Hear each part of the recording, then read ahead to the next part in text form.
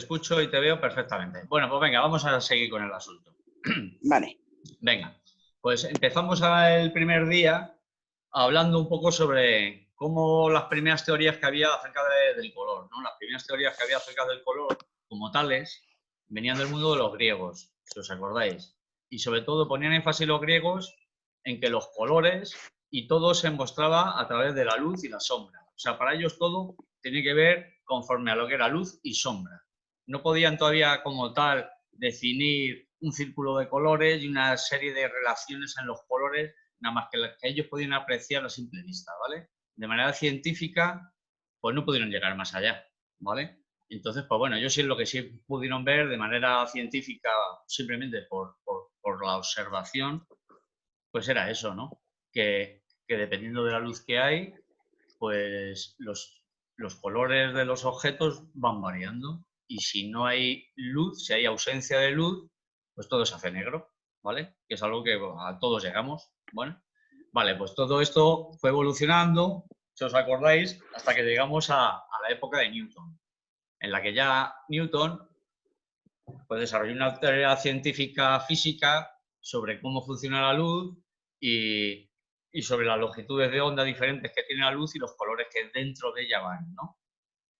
Y entonces, a raíz de eso, pues empezamos a hablar de las teorías aditivas de la luz, que es cuando la luz como tal, o sea, como haces de luz, cuando juntamos distintos colores de haces de luz, tienden hacia el blanco, que es la teoría aditiva de los colores, y empezamos a ver también la teoría sustractiva de los colores, que era la inversa, que era la que tiene que ver con los pigmentos, que es la que tiene que ver con lo que se refleja de los colores, por así decirlo, no de la luz propia que se emite, sino que de la luz que se refleja.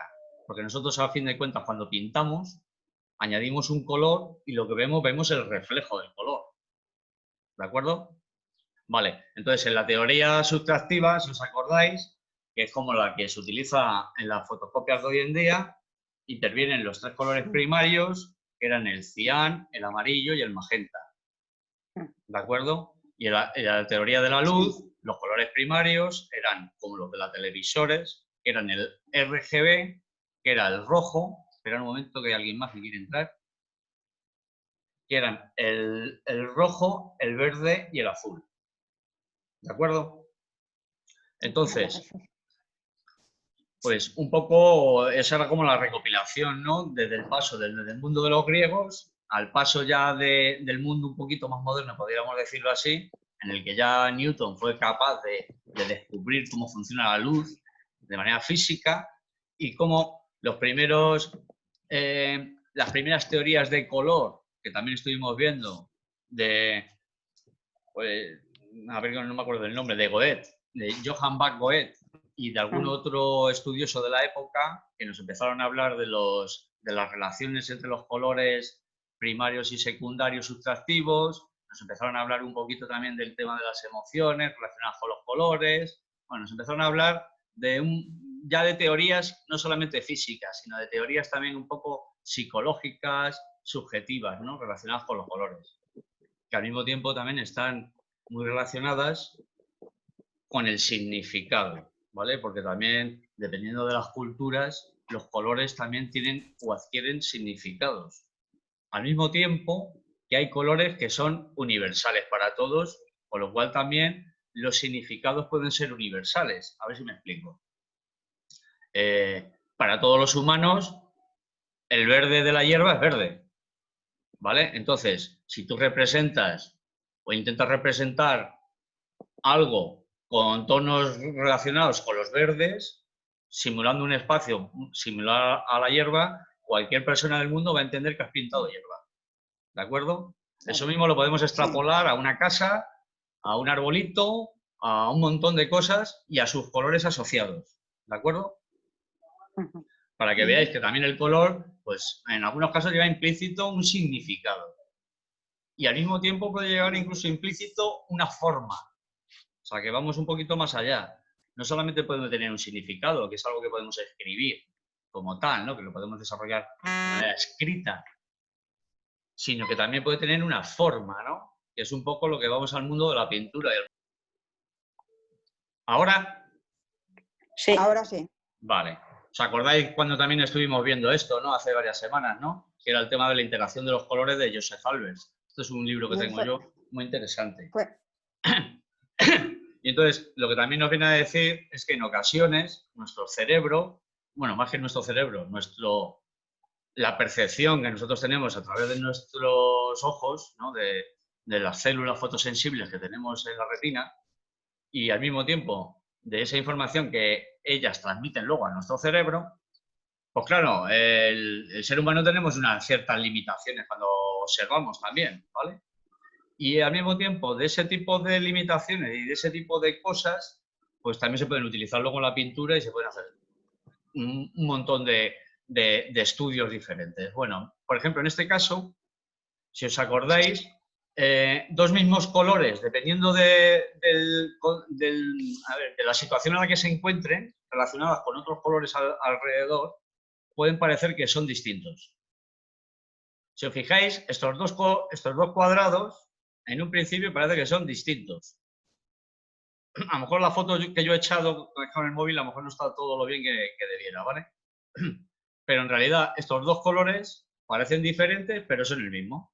Dependiendo del contexto de los colores que tengan alrededor, genera una influencia sobre el color, ¿vale? O sea, ya no solamente porque hayamos pintado algo de un determinado color, ese color ya lo estamos viendo con ese color.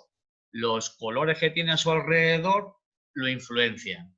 Lo influencian de tal manera que o bien pueden hacer que parezca otro, lo pueden influenciar de manera que parezca que es más claro, que parezca que es más oscuro, de manera que incluso se integre en el otro. O sea, se pueden conseguir un montón de efectos diferentes dependiendo de cómo un color evoluciona en base a cómo tiene a lo que tiene a su alrededor. A ver, voy a mirar otra lámina de estas.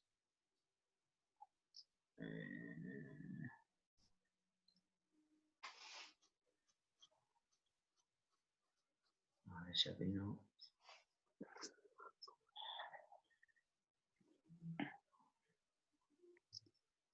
Vale, esta lámina a lo mejor se ve muy grande. ¿La veis a lo mejor?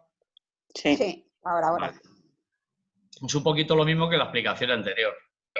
Fijaros, por ejemplo, en la hoja de la izquierda, las diagonales estas del tono cremoso, cuando llegan a la zona amarillenta, parece que se tiñen del color rosáceo de la parte de arriba.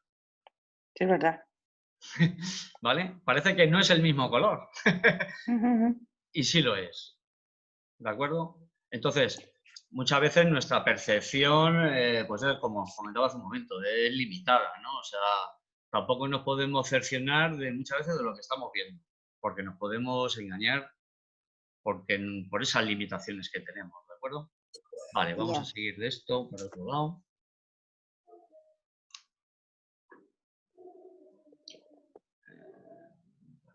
Pantalla. ¿Dónde está esto ahora? A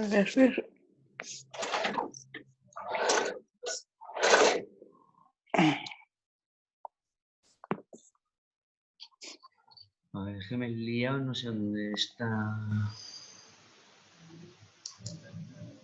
Tengo abiertas varias pantallas, a ver si aquí no.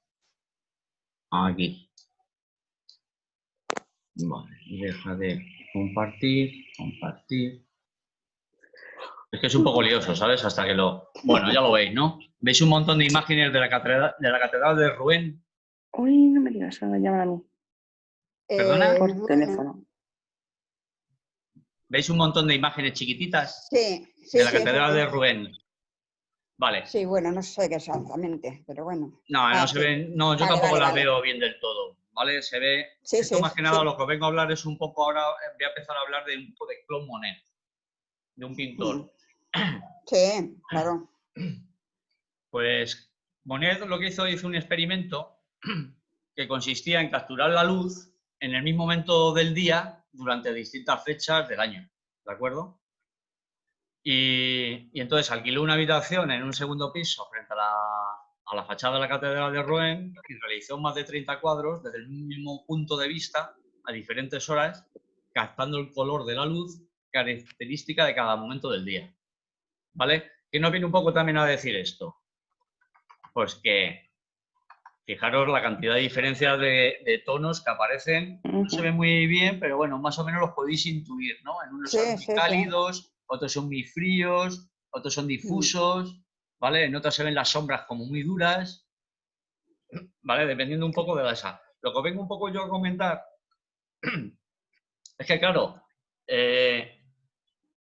aparte del color, a ver cómo digo, del color local que tenga un objeto, el color local de un objeto, ¿cuál es? A ver si me explico. Pongamos, es el color que tiene en una situación de luz normal, podríamos decir.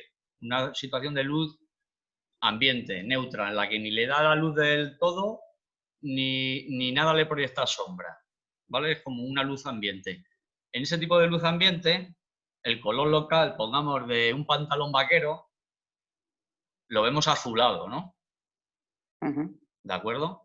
Pero claro, el color local está sumamente influenciado por la cuarta dimensión, que es el tiempo. A ver si me explico. Dependiendo de la luz del día, dependiendo del lugar en donde te encuentres, ese azul de tu pantalón cambia en un montón de tonalidades. Claro. ¿De acuerdo? O sea, que entonces el color local, que es un poco el que tenemos en nuestro cerebro cuando os hablaba de lo del césped, que todo lo vemos verde, ¿vale? El color local es algo también ambiguo, porque va súper influenciado por la luz. Un momento del día, claro. ¿De acuerdo? Entonces, claro, ¿qué nos pasa cuando hacemos un cuadro? Nosotros estamos trabajando con los colores locales, podríamos decir. ¿De acuerdo? Porque añadimos unos pigmentos al papel o al lienzo y le metemos unos colores sustractivos, ¿no?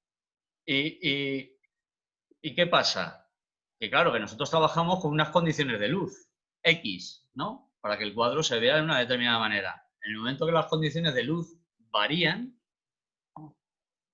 nuestros colores cambian en el cuadro, todo cambia, ¿de acuerdo? O sea, que todo está influenciado por esa cuarta dimensión que es el tiempo, ¿no? Es que cuando me estoy empezando a hablar de estas cosas, claro, nosotros en nuestra pintura de acuarela, pues a lo mejor tampoco queremos entrar ahora un poco en esta filosofía del arte, pero claro, yo quiero hablaros un poco de todo esto, para que veáis cómo también un poco ha ido evolucionando el tema de la teoría de los colores. Por otro lado, cómo ha ido evolucionando el tema, por ejemplo, ¿os acordáis de la representación con el tema de la perspectiva? ¿Os acordáis también de cómo fue evolucionando a lo largo de los siglos? De hecho, de una manera paralela, durante un tiempo evolucionó el tema de la perspectiva y el tema del color, porque todos los cuadros que se hicieron desde el descubrimiento de la perspectiva se hacían a través de la valoración, a través de valorar el cuadro y pintar el cuadro a través de lo que observamos mediante la luz y la sombra, y buscar todas las gamas intermedias de tonos medios, tanto de colores como de sombras y de luces, que es como pintamos nosotros. ¿Me explico, no? Lo pintamos así. Sí. De una manera valorista, ¿no? De acuerdo. Pero ¿qué pasa? Que cuando, como os comentaba el otro día, cuando Goethe empezó a descubrir sus teorías del color y algunos de los impresionistas las empezaron a utilizar en sus cuadros, ¿no? Todos estos descubrimientos científicos tanto de Newton como de las teorías de color de Goethe se empezaron a aplicar en los cuadros. ¿Qué empezó a ocurrir?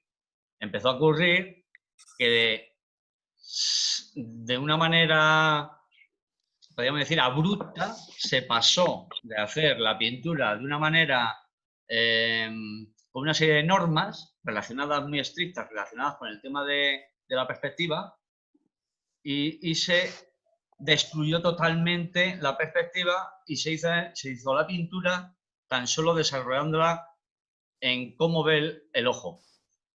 O sea, en cómo los colores y la luz llegan al ojo y cómo la interpretan nuestras células del ojo. ¿Vale? Ese es el paso de la pintura podríamos decir, de perspectiva o clásica, a esta primera empezamos a llamarle pintura moderna, que fue la que empezaron a hacer los primeros impresionistas. ¿De acuerdo? Pero, ¿Qué pasa? Que después de los impresionistas, todo esto todavía se fue evolucionando bastante más. Bueno, mirad, a ver, por aquí.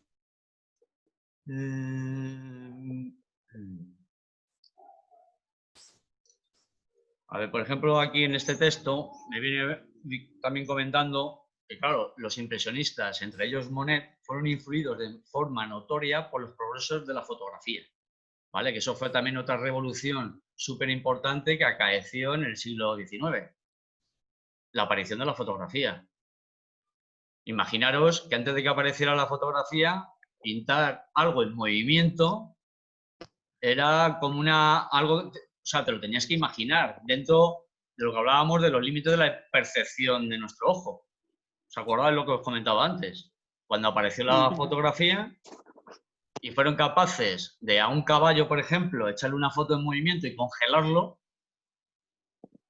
eso dio un salto también muy importante en el tema de la pintura, ¿de acuerdo? claro. Sí, Porque sí. fuimos capaces de representar cosas tal como son realmente, ¿de acuerdo? Porque nuestro ojo no era capaz de llegar ahí, ¿vale? Entonces, Vale. pocos años después de la serie de cuadros de Monet, a comienzos del siglo XX, que es un poco lo que os estaba enseñando antes de la Catedral de Rouen, un señor que se llama Sergei Prokufiev-Gorsky desarrolló las técnicas para las primeras fotografías en color. Su proceso consistía en tomar una serie de fotos monocromáticas en secuencia muy rápida, cada una a través de un filtro de color diferente. Posteriormente era posible reconstruir los colores de la escena al proyectar las 3 fotos con luz del color adecuado. ¿Os acordáis lo que os hablaba de la luz y las propiedades aditivas de la luz? Pues eso fue lo que hizo este señor con el tema de la fotografía. Imaginaros, tomó 3 fotografías, miraos, aquí con el lápiz a ver si puedo pintar, no me deja. Bueno, imaginaros donde tengo el cursor, estas son las 3 primeras fotografías que tomó. Una, imaginaros que le puse una veladura, no lo sé, pero a lo mejor de color azul. A la otra le puse una veladura de color amarillo.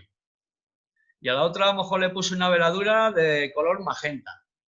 ¿Vale? Cuando luego esas 3 fotos de color grises o diapositivas las proyectó con luz, pongamos, me imagino que con los colores complementarios, que sería el rojo, el verde, para la luz aditiva, ¿os acordáis? Y el azul, aparecería esta imagen final. ¿De acuerdo? Y entonces fue como descubrieron cómo funcionan los colores. Pero no solamente cómo funcionan los colores, o sea, cómo poder conseguir la fotografía a color, sino cómo funcionan los colores, a ver cómo me explico, en el tema de la imprenta. O sea, fueron capaces de descubrir cómo mediante placas de distintos colores reproducir imágenes con toda la gama de colores.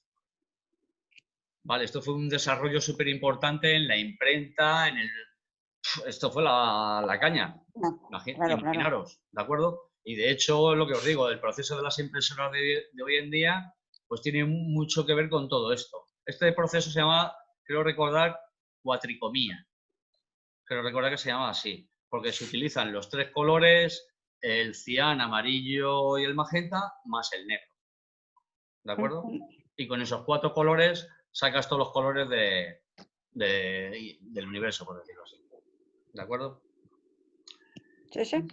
A ver, vamos a ver. Este método para la fotografía de color fue sugerido por primera vez por James Clerk Maxwell en el 1855, pero no fue posible obtener buenos resultados con los materiales fotográficos disponibles en el momento.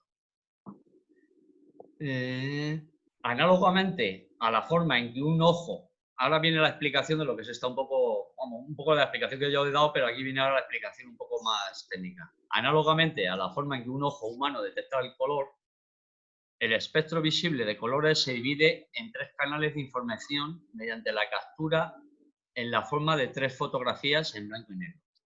Una tomada a través de un filtro rojo, uno a través de un filtro verde y uno a través de un filtro azul, RGB, ¿vale? Que son los colores que os comentaba de las pantallas de televisión y de la luz. O sea, estos son los 3 primarios de la luz.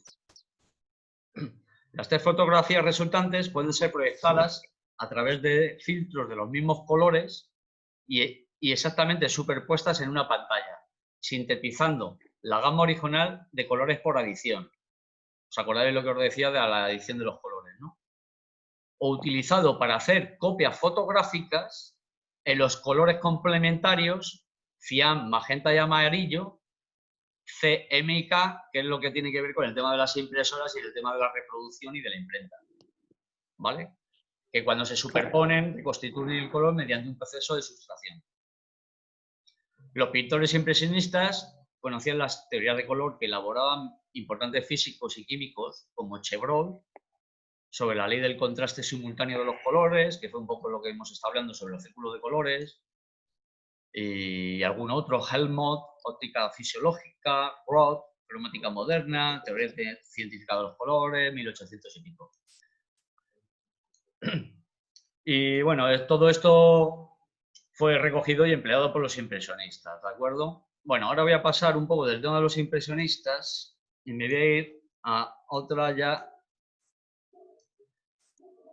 porque los impresionistas un poquito más o menos ya he hablado de ellos, y nos vamos a ir a hablar de una nueva corriente que surgió después de los impresionistas, porque todo esto fue como muy deprisa, ¿no? Desde finales del siglo XIX hasta mediados del siglo XX ha habido muchísimos cambios en el tema del arte y ha habido muchas evoluciones y muchos estudios, muchas ramas diferentes, ¿no? Y es un poquito lo que os quiero empezar a contar algunas de ellas, ¿no? Para que cuando pues vayáis a una exposición o pintéis un cuadro, veáis alguna cosa, pues veáis también un poco por dónde van los tiros y incluso pues lo podéis utilizar en vuestros cuadros.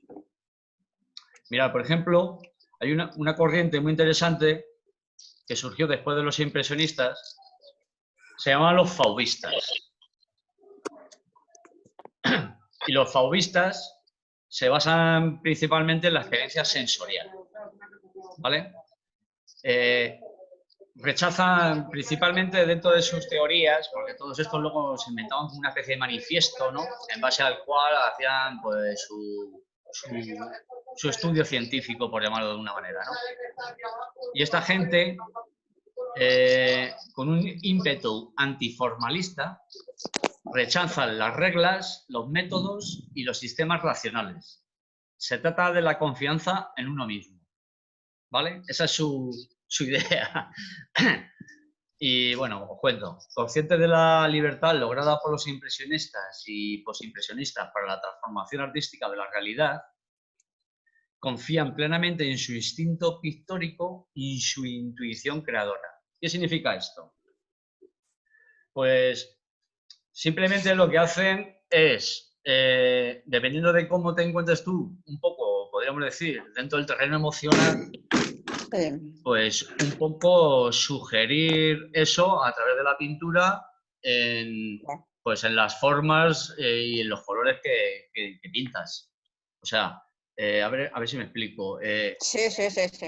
A ver, Tu estado anímico el césped, como os decía antes, era verde, pero para un fauvista puede ser verde como puede ser de cualquier otro color, dependiendo del estado en el que él se encuentre, ¿no? ¿Vale? Sí. Entonces ellos hacen mucho ímpetu en los que os hablaba también hace unos días de eso, ¿no? De las teorías relacionadas con lo subjetivo, con lo emocional dentro de los colores, ¿de acuerdo? Entonces, bueno, aquí viene a decir que el fauvismo sigue las tendencias de la expresión de sentimientos a través de la pintura. Es heredero de la obra de Van Gogh. O sea, Van Gogh podríamos decir que fue el primer fauvista, ¿de acuerdo? Quien expresaba a través de su pincel sus propios estados de ánimo al tiempo que representaba la naturaleza. O sea, una de las cosas que tiene el fauvismo es que podríamos decir de que son subjetivos o un poco abstractos a la hora de emplear el color, pero a fin de cuentas representan la naturaleza o representan las cosas intentando evidenciar una cierta realidad, ¿de acuerdo? O sea, no desforman las formas para que no podamos entender cuál es la forma. Tan solo deforman los colores, ¿de acuerdo? Comparten con Gauguin, que fue otro pintor francés, la vuelta a lo primitivo, a las representaciones simplificadas. Joder, ya me están dando el coñazo estos de... Sí, pues así estoy yo todo el rato con el teléfono, madre mía, cuando suena ya. También comparten... A ver, es que dejar un momentito, que me ha salido ya la ventanita de dar por culo. Ya la he quitado. Gracias. También comparte con Gauguin... A ver, me he perdido. Comparte con Gauguin la vuelta a lo primitivo, a las representaciones simplificadas. Un poco al venir a decir esto, cuando dice a lo primitivo y a lo simplificado, es que Gauguin viajó a África, se tiró bastante tiempo en África, y ¿qué pasa? Que se empapó de las culturas africanas, se empapó de las máscaras africanas, ¿no? Y entonces, claro, él simplificó muchísimo las formas y bueno, y evidenció sobre todo los colores. A ver, y de hecho puso de manifiesto también los colores planos. ¿Los colores planos cuáles son? Son simplemente rellenar áreas de color con un solo color. No sé si me explico. Sí, O sea, sí, igual sí. que en el valorismo intentamos interpretar mediante un montón de grises y de tonos la realidad, y pongamos que si eso lo estamos haciendo con un cuerpo humano, pues hacemos un degradado de un montón de grises, de naranjas, dependiendo de la luz que tenga, ¿no? Pues en este caso simplemente se remite a la forma exterior, ¿vale? Y simplemente la rellena con un color, sin ir más allá de valoración, de si le está dando la luz, le está dando la sombra, ¿no? Empieza a jugar un poco como podríamos decir, como esos jeroglíficos casi antiguos que hacían también los egipcios, si os fijáis, ¿vale? En los que había formas muy definidas y en este caso también añadiendo muchos colores. Vale, a ver. Por ejemplo, aquí me viene a decir que tanto Matisse como Gauguin pretenden aplanar el acto pictórico, ¿vale? Cuando dice aplanar el acto pictórico es, pues eso, que se vea como en 2D, por decirlo así, organizarlo. Yeah.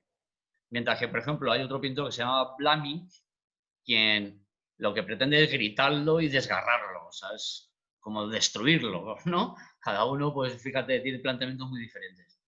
Se prefieren, dentro de esta corriente, se prefieren los colores primarios, el rojo, el azul y el amarillo, y en especial los colores fauvistas son el rojo y el amarillo, metáforas para ellos del calor, de la felicidad y la pasión. Mirad, por ejemplo, aquí hay unos dibujos de André Derain. A mí particularmente el fauvismo me parece, a ver, me parece como muy, o sea, me parece bonito dependiendo también del estado de ánimo que yo me encuentre. A ver si me explico. Por ejemplo, cuando hay mucho color, son imágenes que no las puedes retener mucho tiempo viéndolas, ¿vale? Es como que tienen tanto color que generan un cansancio. Claro. Cuando hay mucha gama de grises, sin embargo, es como que es más placentero de cara a la vista y te puedes estar durante mucho más tiempo contemplándolo. Pero claro, los grises, como bien sabéis, luego tienen esa falta de un poco de vida. O sea, entonces claro, hay que encontrar el equilibrio, ¿de acuerdo? Hay que encontrar un poco el equilibrio, por lo menos eso es lo que yo pretendo, ¿no? Entre esto, que me parece muy bonito también, ¿no? El trabajar con los colores, el sacarlos a la luz, coño, el no tener miedo, ¿no? Que lo que muchas veces también da un poco de miedo sacar los colores. Pero por otra parte, pues también, pues eso, no pasarse para conseguir un equilibrio y que no te canses de verlos, ¿de acuerdo? Sí, perfectamente. Vale, a ver, voy a seguir más para abajo. Por ejemplo, aquí me vuelvo a hablar otra vez de Matisse. Aquí, por ejemplo, si os fijáis, esto es un retrato de Matisse. Si os fijáis, volvemos a lo que os comentaba antes de la forma. O sea, nada, nos construye la forma de la cara con un borde que se ve perfecto, con los ojos, los labios, la boca, sin demasiado detalle, ¿vale? Tan solo sabiendo que lo podemos reconocer perfectamente por eso, porque las formas sabemos lo que son, ¿no? Pero si os fijáis, no hay un degradado de colores apenas. Tan solo en este lado de la cara se ve como un poco más anaranjada y en este lado de la cara como más amarillenta. Y luego nos ha metido un rayo entre medias de color verde, que es como se titula el cuadro. O sea, para que veáis, ¿no?, hasta qué punto ya esta gente ya empieza a jugar un poco con otro tipo de cosas, ¿no? La raya verde es el título del cuadro de Henri Matisse de 1905. Y nos viene aquí a decir, construye el espacio mediante fuertes contrastes cromáticos, cálidos y fríos. ¿Vale? ¿Os acordáis cuando hablábamos de la teoría de los colores dentro del círculo cromático? Pues este tío va a saco con eso. Si os fijáis, el complementario del magenta, el verde. El complementario del rojo, pues te mete un borde azul. Y así va todo el rato, ¿sabes? Jugando mucho con esa complementariedad de los colores. Y sigue diciendo por aquí, sus cuadros tienen composiciones simples y claras, y en ellas la forma, el color y la expresión se funden formando una unidad inseparable. ¿Vale? O sea, en vez de utilizar, podríamos decir, la visión natural, realista de esta persona, ¿vale? Pues él nos habla de la realidad de esta persona, de cómo es, incluso a lo mejor de su aspecto psicológico, a través de esta confrontación de colores, ¿no? De esta realidad sencilla que nos presenta, ¿de acuerdo? Luego ya te puede gustar más o te puede gustar menos, ¿no? Pero bueno, es una manera nueva en su día de pintar. Vale. Y bueno, ya me estoy quedando con muy poquito tiempo. Estamos ya en los 40 minutos. Y bueno, os voy a hablar durante un ratito sobre esto que podríamos decir que ya sería el paso ya, podríamos decir, ya hacia un poco hacia el mundo ya un poco más abstracto, hacia ya la ruptura de casi todo lo que se ha hablado hasta el día de hoy, de estos días atrás hasta el día de hoy. O sea, aquí ya los suprematistas rompen un poco con todo, en el aspecto de que rompen con la forma, rompen con los colores, rompen con la perspectiva, rompen con las teorías de la física, o sea, van a otro punto. Y os lo voy a desarrollar un poco así rápidamente. El suprematismo, liderado por Kazimir Malevich, elevó al absoluto el postulado sobre la voluntad creativa del pintor, capaz de comunicar. Bueno, antes de seguir con ello, el suprematismo viene un poco a nacer después del nacimiento también a ver si me explico, del cubismo y del fauvismo y del dadaísmo, ¿vale? Es que hay un montón de cosas que surgen ahí a primeros de siglo.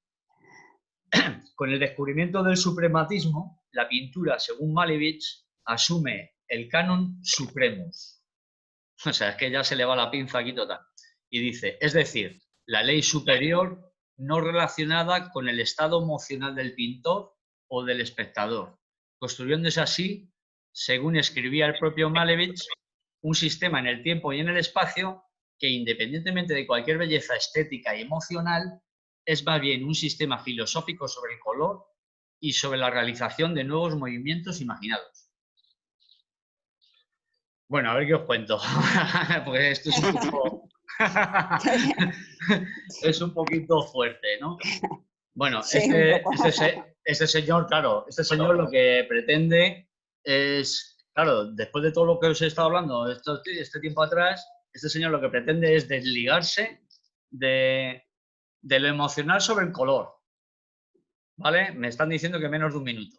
Depende del emocional del color, ¿vale? Se desprende de la forma, se desprende de lo que os comentaba antes, también de lo que es la perspectiva, de lo que es el delante y detrás. A todo. De eso Bueno, me tengo que desprender yo totalmente. ¿vale? Ya. Entonces, bueno, esto es un punto y aparte, muy Ya. interesante. Bueno, ya seguramente ya la semana que viene no voy a poder dar clase teórica, pero bueno, como nos vamos a ver en Sacedón y Vale. bueno, más adelante seguiremos dando clases de teórica. Perdona, Javi. Volveremos a ¿Nota? hablar de Malevich, que me parece súper Javi. interesante, porque además luego conecta con las pinturas súper modernas y más raras y más un poco inentendibles, podríamos decir, para la gran mayoría de la gente, pero que una vez que empezamos a entender a Malevich,